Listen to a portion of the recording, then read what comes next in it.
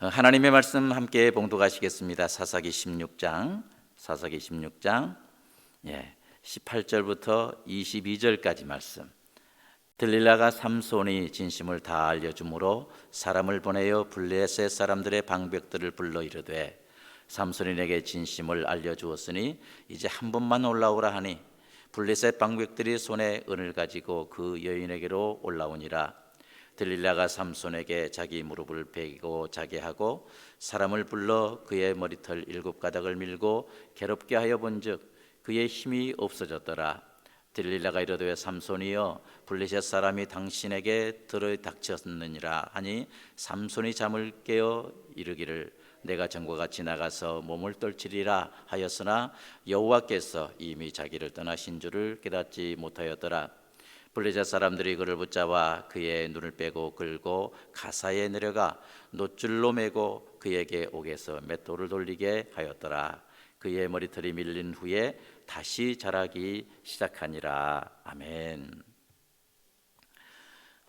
오늘 본문 20절 중반절에 보니까 그랬습니다. 이르기를, 내가 전과 같이 나가서 몸을 떨치리라 하였으나 라는 이란 말씀이 있는데요, 이 말은 잠에서 깨어 벌떡 일어난 삼손의 입에서 나온 그러한 말씀인 것을 알 수가 있습니다.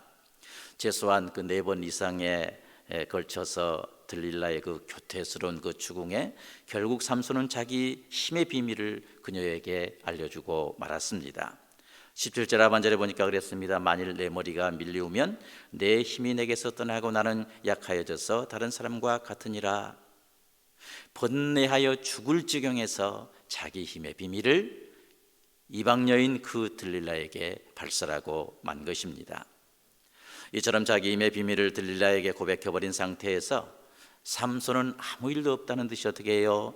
은 1,100개의 눈이 멀어있는 그 이방 여인 이 들릴라의 무릎을 베고 잠이 들어버린 것을 볼 수가 있습니다. 이때를 틈타서 들릴라는 어떡합니까? 삼손을 노리고 있는 그 블레셋 사람들의 그 방백들을 불러서 삼손의 그 머리털 7가닥을 조심스럽게 이렇게 자르게 했습니다. 그런 후에 신중하게 삼손의 힘을 테스트 한번 해보았습니다. 이리저리 테스트를 해봤는데요, 드디어 삼손의 산을 뽑을 수 있을 것만 같았던 그 힘이 사라져버린 것을 이들은 발견하게 된 것입니다. 이런 상황에서 들릴라는요, 자기 무릎에 잠들어 있던 그 삼손에게 급하게 말합니다. 본문 20절 상반절에서 뭐라고 그랬습니까? 들릴라가 이르되, 삼손이여, 블레셋 사람이 당신에게 지금 들이닥쳤습니다 하니라고 이렇게 말씀하고 있습니다. 지금 블레셋 사람들의 방백들이 당신을 잡기 위해서 지금 들이닥쳤습니다 하면서 자기 무릎을 베고 잠들어 있는 그 삼손을 급하게 깨웠습니다. 블레셋 사람들의 공격이, 블레셋 사람들이 자기 자신을 공격해 왔다는 말을 그 이방 여인 들릴라로부터 들은 이 삼손은요, 그녀의 무릎에서 벌떡 일어나서 예전처럼 어떻게 해요? 자신의 힘을 과시해 보려고 했습니다. 내가 전과 같이 나가서 몸을 떨치리라, 이렇게 소리를 지른 것을 볼 수가 있습니다. 이전에도 그랬듯이요, 이방 여인 들릴라 앞에서, 그리고 자기 자신을 결박하려고 이렇게 매복해 있던 그 블레셋 사람들의 방백들 앞에서 자신의 힘을 과시하려고 삼손은 지금 했던 것입니다. 그런데 웬일입니까? 오늘 본문 21절 상반절에 보니까 그랬습니다. 블레셋 사람들이 그를 붙잡아 자기의 힘을 과시해 보려고 했지만, 그러나 블레셋 사람들의 방백들이 그를 붙잡아, 한마디로 말해서 지금까지 산을 뽑을 것만 같았던 힘을 가졌던 이 삼손은요, 블레셋 사람들의 방백들에 의해서 붙잡힌 바가 되고 만 것을 볼 수가 있습니다. 이 블레셋 사람들의 이러한 방백들 앞에서 자기의 그 힘을 과시해 보려고 했지만은요, 결국 자기 힘을 과시하기는커녕 블레셋 사람들의 방백들에게 잡혀버리는 비참한 그런 신세가 되고 말았던 것입니다. 삼손의 몸에서는 이미 전과 같은 힘이 떠나버렸던 것을 발견할 수가 있습니다. 절망에 빠져 있습니다. 그렇다면요, 한 가지 질문을 해보길 원하는데요, 산을 뽑을 것만 같았던 그러한 큰 힘의 근원이 과연 어디에서 나왔을까요? 삼손의 머리카락입니까? 어디에서 그에게 그러한 큰 힘이 나왔습니까? 오늘 본문 20절 하반절에 보니까 그랬습니다. 여호와께서 이미 자기를 떠나신 줄 깨닫지 못하였더라라고 이렇게 말씀하고 있어요. 삼손은요, 이 말씀은 뭐예요? 삼손의 그 큰 힘이 외적인 그 머리카락에 있었던 것이 아니고 하나님께 있었다. 하나님께 있었다는 사실을 반증해 주는 그러한 말씀이라고 할 수가 있습니다. 삼손의 그 외적인 그 머리카락은 뭡니까? 단지 그 나시린으로서의 성별, 다시 말해서 거룩한 구별의 상징일 뿐이고 단지 증거일 뿐이었습니다. 그러므로 삼손의 그 큰 힘이 사라진 때는 뭐예요? 그의 머리카락이 잘리워진 때가 아니고 오히려 그가 들릴라에게 진정을 토해서 하나님의 사람이 되기를 거부한 그때에, 하나님의 사람이 되기를 거부한 그때에 사라졌다고 우리는 말씀드릴 수가 있습니다. 하나님께서 삼손을 떠나버린 그 순간에 그 큰 힘이 삼손으로부터 떠나버린 것입니다. 우리는 기억해야 됩니다. 하나님께서 우리를 떠나시면 우리는 어떻게 돼요? 한마디로 말씀 무용지물입니다. 뭐 대단한 것 같지만요, 흙일 뿐이라 그 말이에요. 하나님 떠나면 아무것도 아닙니다. 우리가 왜 존귀합니까? 하나님의 형상이기 때문에, 하나님께서 우리와 함께 계시기 때문에 우리가 존귀한 것 아닙니까? 하나님께서 떠나버리시면요, 단지 흙에 불과할 바로 우리들입니다. 왜 그래요? 삼손의 머리카락이 힘의 근원이 아니라 하나님께서 힘의 근원이었기 때문입니다. 믿으십니까? 하나님께서 우리의 힘이십니다. 성경은 분명히 말씀하고 있습니다. 하나님은 나의 힘이요 라고 이렇게 말씀하고 있습니다. 시편 28편 7절에 보니까 뭐라고 그랬습니까? 여호와는 나의 힘과 나의 방패시니 내 마음이 저를 의지하여 도움을 얻었도다. 그러므로 내 마음이 크게 기뻐하며 내 노래로 저를 찬송하리로다 라고 이렇게 시인은 말씀하고 있습니다.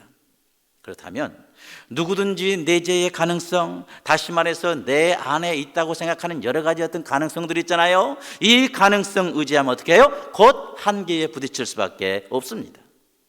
다시 말해서 자기 자신에 속해 있다고 생각되는 여러 가지 그 가능성, 이것 의지하면 나실린이라고 할지라도 그 힘과 능력은 상실되고 마는 것입니다. 삭도를 대지 않는 머리카락에 힘이 있는 것 아니고 단지 그것은 상징일 뿐인 것입니다. 하나님께서 삼손을 떠나셨을 때 삼손은 그저 평범한 사람이 되었을 뿐입니다. 본문 21절 말씀 한번 읽어볼까요? 21절입니다. 블레셋 사람들이 그를 붙잡아 그의 눈을 빼고 끌고 가사에 내려가 놋줄로 매고 그에게 옥에서 맷돌을 돌리게 하였더라. 아멘. 하나님께서 떠난 삼손은요, 블레셋 사람들에게 잡혀버리고 만 것입니다. 그리고 그의 눈은 뽑힘을 당했습니다. 그리고 가사라는 곳에 그 감옥에 갇혀서 어떤 신세가 되어버렸어요? 맷돌을 돌리는 소와 같은 그러한 삶이 되고 말았습니다. 사자를 때려잡았던 이러한 삼손이요, 그 좁은 공간에서 사로잡혀서 소와 같이 맷돌을 돌리는 그런 비참한 삶이 되고 말았던 것입니다. 이것이 바로 하나님께서 떠나버린 사람의 결과입니다. 우리는 꼭 이 사실을 기억해야 됩니다. 그러나 보세요, 시간이 흘렀습니다. 절망 가운데서 시간이 흘렀습니다. 좁은 감옥에서 소와 같이 맷돌을 돌리고 있었던 이러한 삼손에게 희망의 우음이 트이고 있었습니다. 잘리운 머리카락이 다시 자라나기 시작한 것입니다. 본문 22절 말씀, 본문 22절 한번 같이 한번 읽어볼까요? 그의 머리털이 밀린 후에 다시 자라기 시작하니라. 아멘, 아멘. 다시 머리털이 자라기 시작하니라. 여기 시작하다라는 이 단어는 뭐예요? 삼손에 의해서가 아니고요, 하나님의 능력에 의해서 이스라엘의 구원이 다시 시작되었음을 보여주는 그런 단어라고 할 수가 있습니다. 삼손에 의해서 이스라엘이 구원받은 것 아니고요, 하나님의 계획과 하나님의 섭리에 의해서 이스라엘의 구원이 다시 시작됐다는 사실을 보여주는 그런 단어라고 할 수가 있습니다. 그리고 또 한 가지 의미가 있는데, 육의 눈을 잃어버리고 옥중에서 이 맷돌을 돌리는 중에 삼손이 서서히 영의 눈이 뜨기 시작하였음도 아울러 암시해주는 그런 단어라고 할 수가 있습니다. 그렇다면요, 밀린 삼손의 머리털이 다시 자라기 시작한다는 이 말은 뭐예요? 잠시 유보되은 것처럼 보였던 하나님의 구원이 다시 시작되었다는 그런 의미입니다. 이 일에 다시 삼손이 나시린으로서 쓰임받게 되었다는 사실을 암시해주는 그런 말씀이라고 할 수가 있습니다. 우리는 이 말씀을 통해서요, 절망은 희망의 서막이다, 절망은 희망의 서막이다라는 이 사실을 알 수가 있습니다. 그러면 하나님 백성들은 어떻게 합니까? 절망 가운데라고 할지라도요, 일부러라도 희망을 갖는 이러한 삶이 되어야 될 줄을 믿습니다. 어떤 상황에 처했다고 할지라도, 그래서 그 속이 바로 절망이라고 할지라도 절망해서는 안 된다는 사실을 우리는 이 말씀을 통해서 알 수가 있습니다.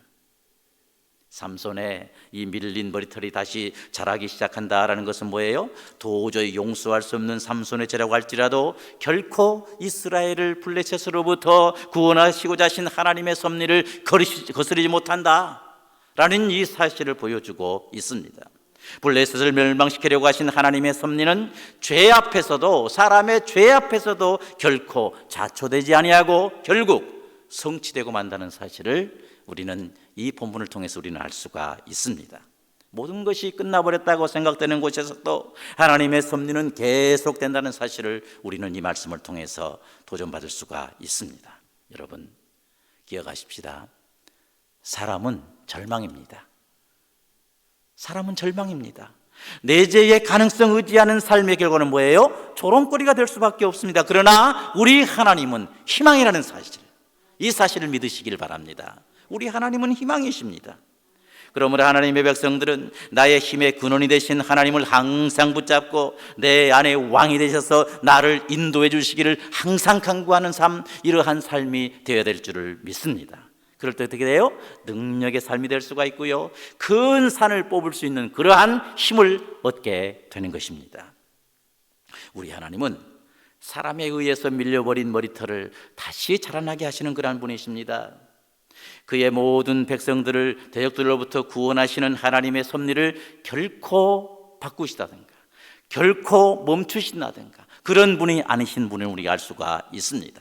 그렇기 때문에 절망 중에 있는 그의 백성들에게 희망을 주시는 분이 바로 우리 하나님이심을 우리는 알 수가 있습니다. 한번 따라해 보시겠어요? 하나님은 우리의 힘이십니다. 믿으십니까? 우리의 머리털을 다시 자라나게 하시는 분이십니다.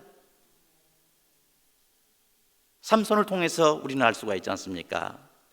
사랑하는 여러분, 오늘도 우리는 주님의 말씀을 들었습니다. 오늘도 우리는 다시 시작하신 이 하나님을 의뢰해야 될 줄을 믿습니다.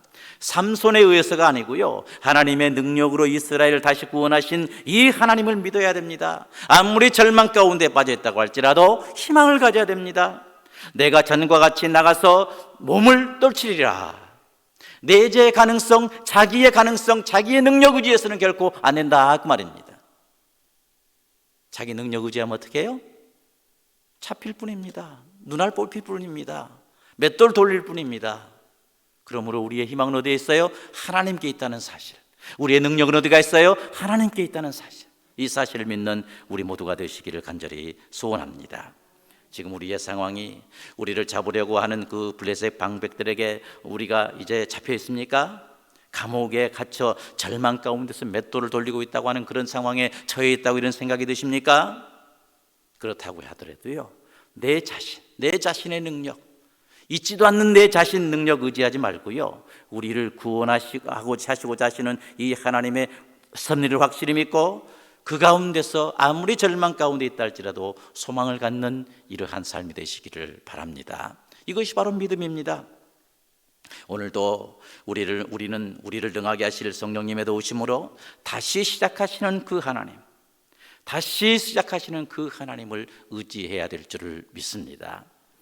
뭐 이런 예화들 있잖아요. 저도 옛날에 많이 썼는데 그 공군 훈련기가 있지 않습니까? 이제 사관생들 공군 사관학교 이제 생도들 이 비행 훈련을 하게 되는데요. 그 훈련기는 그렇게 돼 있다고 합니다. 앞에 이제 그 훈련생들이 이렇게 타고요. 뒤에는 이제 이 교관이 타는데요. 뭐예요? 이렇게 훈련을 하다가 갑자기 위급한 상황이 발생하잖아요. 그럼 훈련생이다 보니까 이 위험에 대처할 수 있는 능력이 아무래도 경험이 없으니까 미숙하잖아요. 그대로 가면 거의 비행기가 땅에 추락해서 모두가 다 죽을 수밖에 없는 상황인데요, 그런 상황에서 자기가 잡고 있는 조종관을 놔버리면 어떻게 해요? 산다고 합니다. 왜요? 이 훈련기는 이 앞에 이 조종관을 놔버리면 바로 뒤에 앉아있는 그 교관이 바로 조종할 수 있는 그런 시스템으로 되어 있다고 그래요.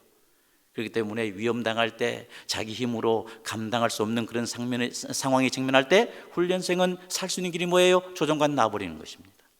그리고 뒤에 있는 교관에 의해서 조종되기를 의뢰하는 이런 삶이 될 때 자기도 살고 교관도 산다, 이런 말이 있습니다. 위험에 빠져 있습니까? 우리는 내 자신의 내재의 가능성 꼭 붙잡고 살려고 하지 마시고요, 능하시고 우리를 구원하시되 끝까지 변개함 없이 섭리하시는 그 능력의 하나님, 우리의 힘의 근원이 되신 이 하나님 항상 의뢰하고 그분만을 찬양하며 그분을 내 마음의 왕으로 모시고 살아갈 수 있는 우리 모두 되시기를 간절히 소원합니다. 그래서 삶의 과정에서 찾아오는 모든 위험에서, 모든 감옥에서 눈을 빼려고 도전해오는 그런 이방인들로부터 승리할 뿐만 아니라, 그래서 승리해서 하나님께 영광 돌리는 귀한 하루의 삶이 될 수 있기를 주님의 이름으로 축원합니다.